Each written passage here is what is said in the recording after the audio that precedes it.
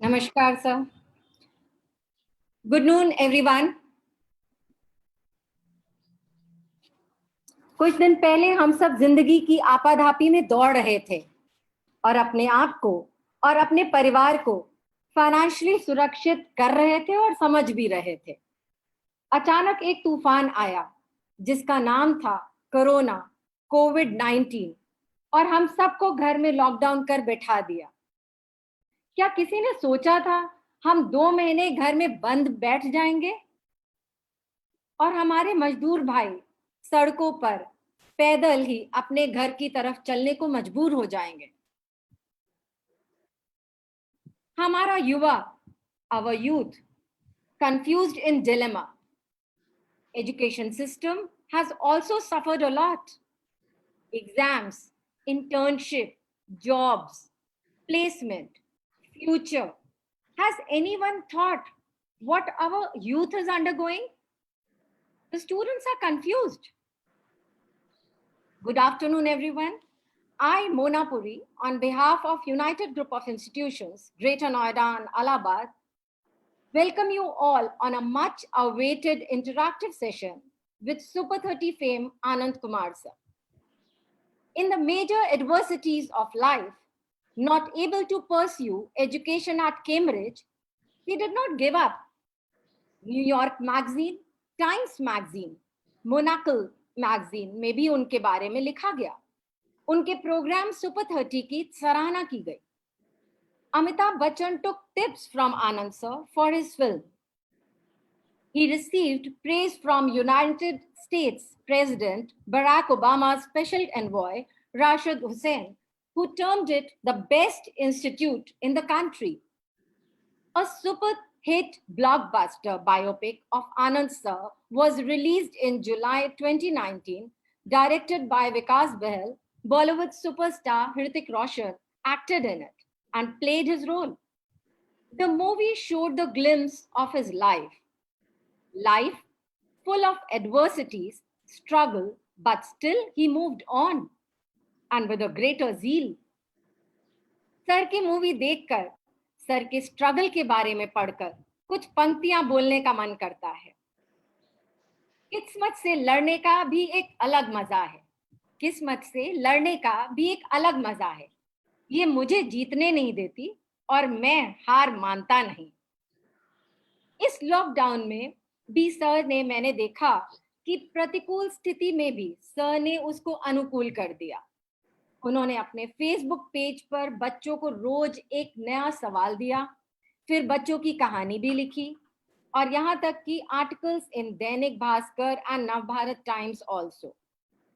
We found that Sir participated in many webinars too, motivating students as well as sharing his view under this COVID-19.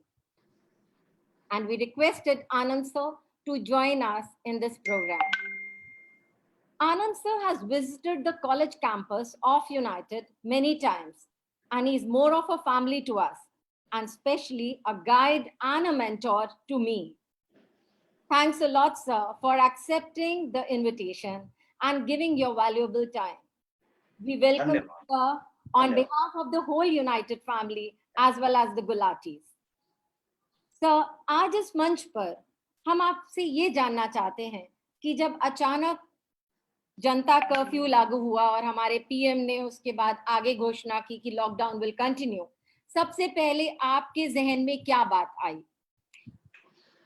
सबसे पहला ही सवाल आपने बहुत अच्छा कहा, चूंकि हम लोग फॉलो कर रहे थे चाइना में जो कोरोना की स्थिति थी, उसके बाद यूरोप में थी, तो उसके आधार पर लगा कि लॉकडाउन हम लोगों के लिए लंबा होने वाला है। इस मद्देनजर हम लोगों ने सोचा कि अब बच्चों में कहीं डिप्रेशन ना आए, उनमें कोई घबराहट जैसी चीजें ना हो, थोड़ा इंगेज किया जाए, उनको पॉजिटिवली कैसे इंगेज किया जाए, इसके लिए हमने तुरंत 22 मार्च से ही शुरू किया कि एक प्रॉब्लम देना शुरू किया उन लोगों को और उसका सॉल्यूशन, और इसमें सैकड़ों बच्चों, कभी कभी हजारों हजार बच्चे इंगेज रहते हैं और इसका जवाब देने लग गए। तो थोड़ी व्यस्तता हमारी भी बनी, बच्चों की भी बनी। फिर उसके बाद 2-3 दिन के अंदर लगभग प्रत्येक दिन दैनिक भास्कर के लिए एक बड़ा कॉलम लिखने का ऑफर आया, वो लिखने लगा, और साथ साथ यही नहीं बल्कि नवभारत टाइम्स के लिए भी लिखा। अभी बहुत सारे लोग लिखने के लिए, पढ़ने के लिए बोल रहे हैं, तो अपने आप को भी इंगेज रखा और हम लोग इस तरह से लिखने का प्रयास किया कि बच्चे इंगेज भी रहे, उनका माइंड क्रिएटिव भी बने, और इस लॉकडाउन के पीरियड को वो लोग एक क्राइसिस नहीं बल्कि अपॉर्चुनिटी के रूप में देख के कुछ अच्छा।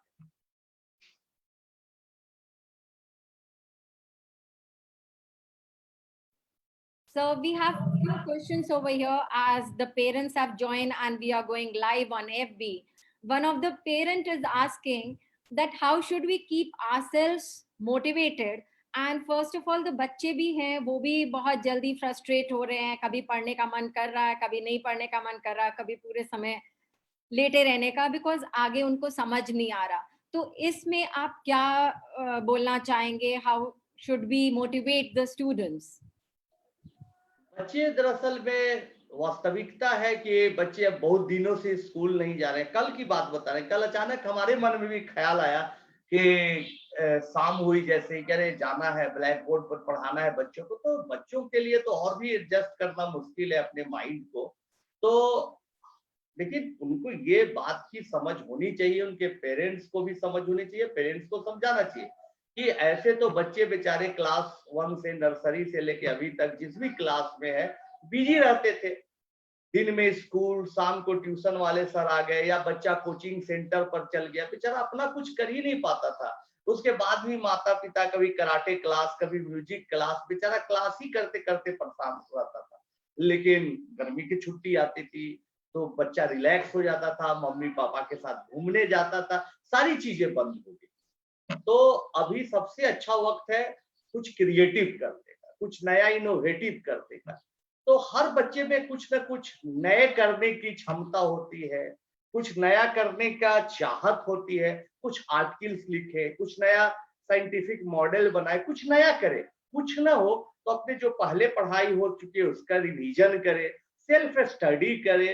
कई चीजों को आप कर सकते हैं इस लॉकडाउन में, और इसको भी आप एक अवसर के रूप में ले सकते। So we have another question coming up from Aditya.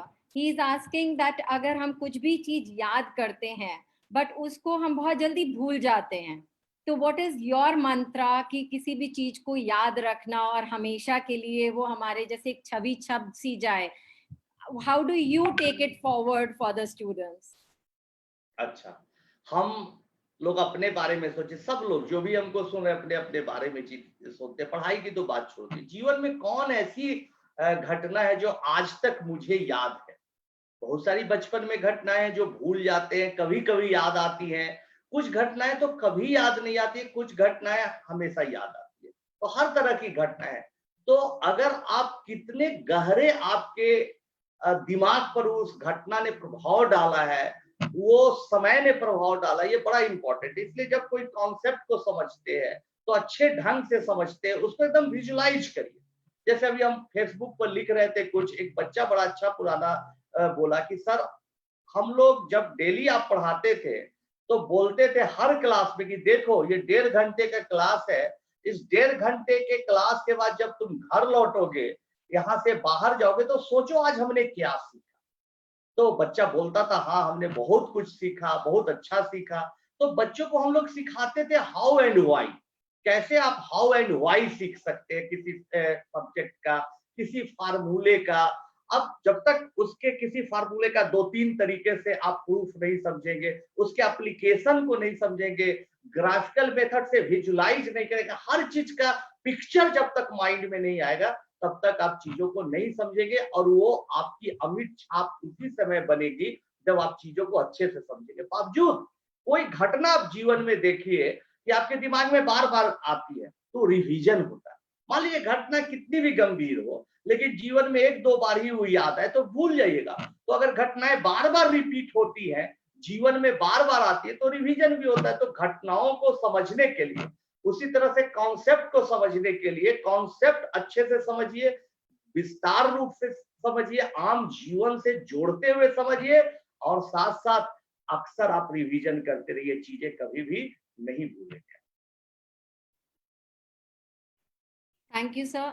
Sir, right now in COVID-19, like students are getting jitters कि हमारी नौकरी जो लगी थी उसका क्या होगा, या ज्वाइनिंग लेट हो रही है या होगी या नहीं होगी। कई कंपनीज ने तो कितने सारे ले ऑफ्स कर दिए। इंटर्नशिप को लेके बहुत सारे प्रश्न हैं बच्चों के दिमाग में। सर, इन सब परिस्थितियों में आप बच्चों को क्या समझाना चाहेंगे या बच्चों को कैसे हम समझाएं? लाइक प्लीज आपके तरफ से कुछ आएगा तो बच्चों के लिए बहुत अच्छा रहेगा। नहीं, बहुत अच्छी बात है। अभी परिस्थितियां थोड़ी खराब हो गई हैं, तो जीवन में ऐसी परिस्थितियां आती रहती है। बहुत बार हमारे जीवन में जब हम लोग सुपर 30 स्टार्ट किया तो सोचा था कि अरे अच्छे बच्चे कहाँ से मिल पाएंगे मुझे, कहाँ से उन लोगों के खाने पीने की व्यवस्था हो पाएगी। जब व्यवस्थाएं अच्छी चलने लगी, हमने किसी से कोई चंदा नहीं लिया, कुछ नहीं किया, लेकिन कुछ अपने जीवन से हारे हुए इंसान जो कभी कुछ भी नहीं कर पाते, उनमें कोई क्षमता नहीं होती है, निराश हताश लोग रहते हैं, दूसरे का बिगाड़ने का प्रयास करते हैं।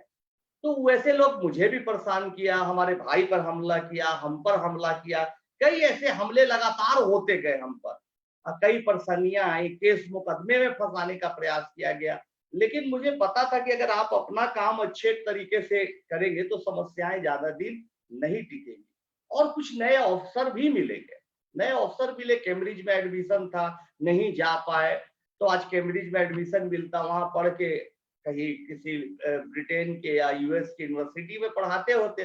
लेकिन आज एक अवसर मिला कि जो बच्चे जरूरतमंद हैं उनके लिए काम करने का, तो ये अवसर है। अभी देखिए चाइना की जो पॉलिसी है उसको लेके अमेरिका और तमाम देश उससे खफा है। सच्चाई क्या है तो कुछ दिनों में सामने आ ही जाएगी।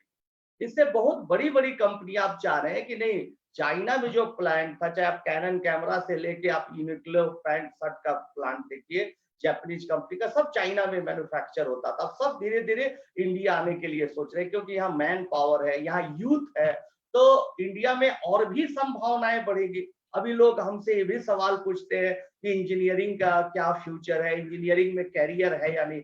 अरे भाई, अभी हमारे देश में जब बड़ी बड़ी कंपनियां आएंगी, बड़े बड़े इंफ्रास्ट्रक्चर बनेंगे, बिजली बत्ती का काम होगा, तो कौन काम करेगा? वहां डॉक्टर्स तो काम आएंगे नहीं, तो इंजीनियर ही काम आएंगे। तो जिस देश का विकास संभव है, जो देश में विकास होने जा रहा है, उसमें लाखों करोड़ों इंजीनियर की जरूरत होती है। देखिए जब हमारे देश में आईटी सॉफ्टवेयर आया, अभी कुछ दिन पहले की बात है, बहुत अच्छी चर्चा हो रही है कि जापान आज से 3-4 साल पहले काफी चिंतित था कि भाई टेक्नोलॉजी में हम बहुत आगे हैं, इलेक्ट्रॉनिक्स आइटम बनाने में, कैमरा बनाने में, मोटर व्हीकल्स बनाने में, सब में हम आगे हैं, लेकिन सॉफ्टवेयर में क्यों पीछे है?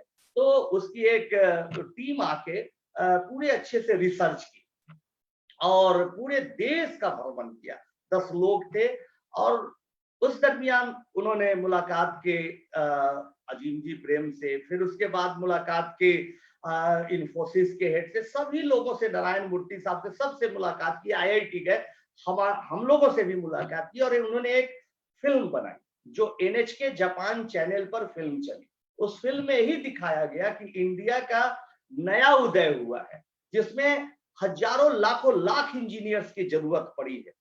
तो और उन लोगों ने प्रेडिक्ट किया कि आने वाले टाइम में इंडिया में काफी इंफ्रास्ट्रक्चर बनेगा, काफी कंपनियां बनेंगी, काफी बड़े बड़े बिल्डिंग्स, रोड्स बनेंगे, तो इंजीनियर्स की जरूरत होगी हर जगह।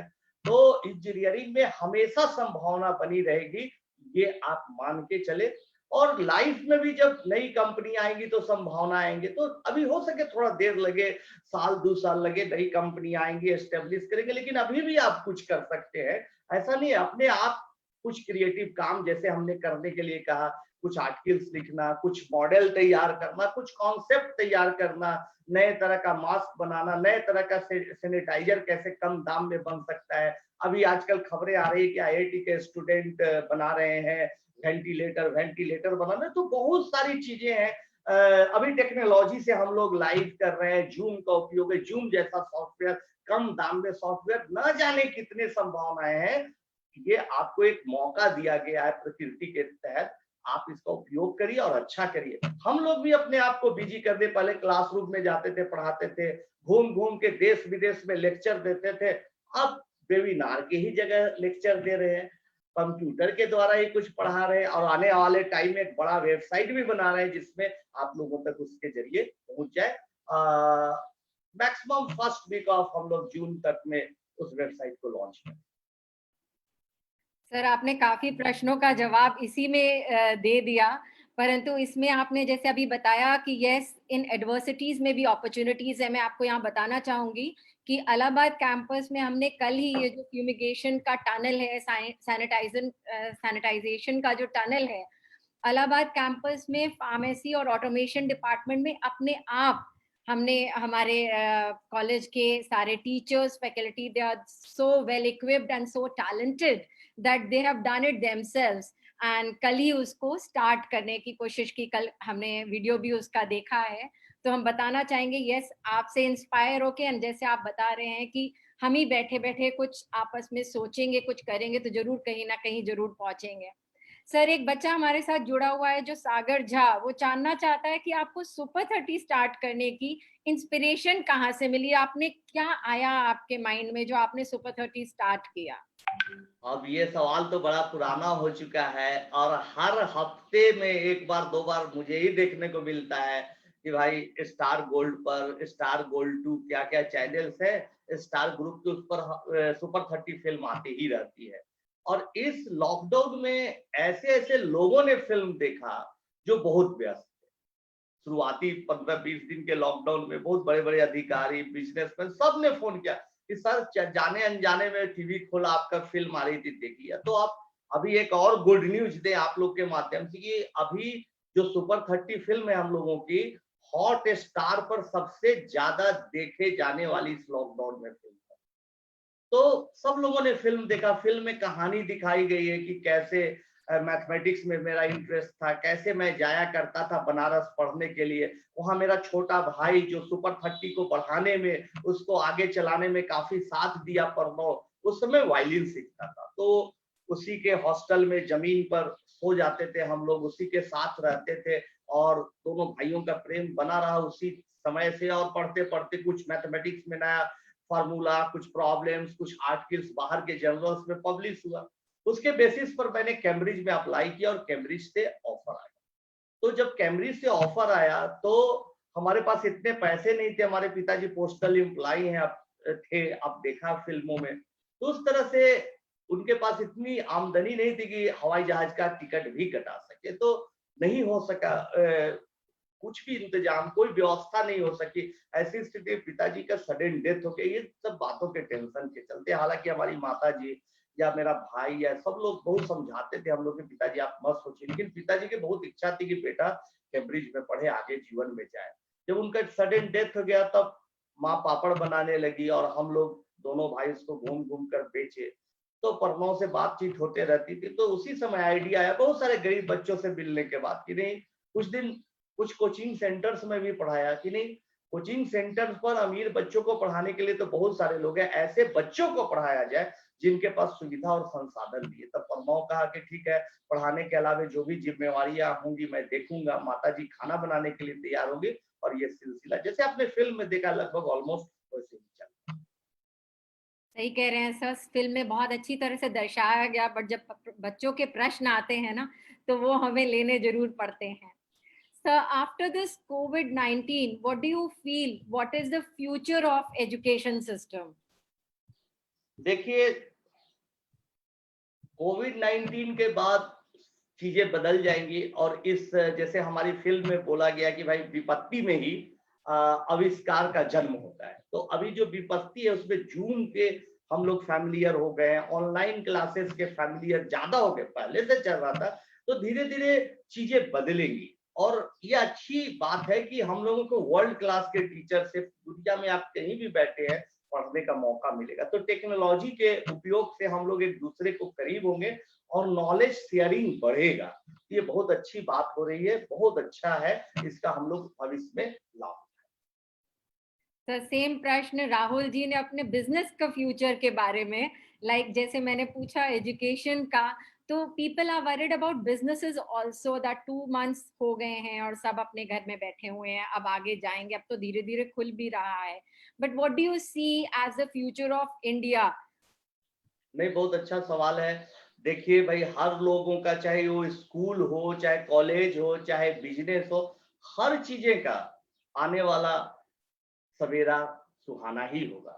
अब देखिए, मोना जी ही यूनाइटेड ग्रुप ऑफ इंस्टीट्यूशन की सीईओ हैं, पूरी जिम्मेवारी जवाबदेही इन पर है। अभी इस साल भी बच्चे इनके एडमिशन लेने के लिए आ रहे हैं, पूछ रहे हैं, तो संभावनाएं तो हर जगह है। और देखिए, काम चाहे बिजनेस छोटा हो या बड़ा, अगर आप मन से काम करते हैं तो समस्याएं थोड़ी देर के लिए आएंगी, लेकिन बिजनेस चलेगा। उसमें क्या थोड़ा बदलाव ला सकते हैं सोचिए। जैसे एग्जाम्पल के लिए, अब हर बच्चा ये सवाल पूछता है कि सर आईआईटी नहीं हुआ, क्या करें? अरे अरे, आईआईटी नहीं हुआ, हमारे बहुत सारे ऐसे बच्चे हैं, चाहे रामानुजन स्कूल द्वारा पढ़ाए गए बच्चे हों, चाहे सुपर 30 द्वारा पढ़ाए गए बच्चे, बहुत सारे ऐसे बच्चे और हमारे पास उदाहरण एग्जाम्पल है कि जिनका आईआईटी नहीं हुआ, एनआईटी पढ़ के आईआईटीएन से ज्यादा अच्छा किया, यूनाइटेड कॉलेज जैसे कॉलेज में पढ़ के अपनी जिंदगी बनाई और लोग उसको प्रणाम करते हैं। तो ऐसे ये कोई मतलब नहीं है, ये कोई जरूरी नहीं है कि आप किस कॉलेज से पढ़ते, किस तरह का बिजनेस करते हैं।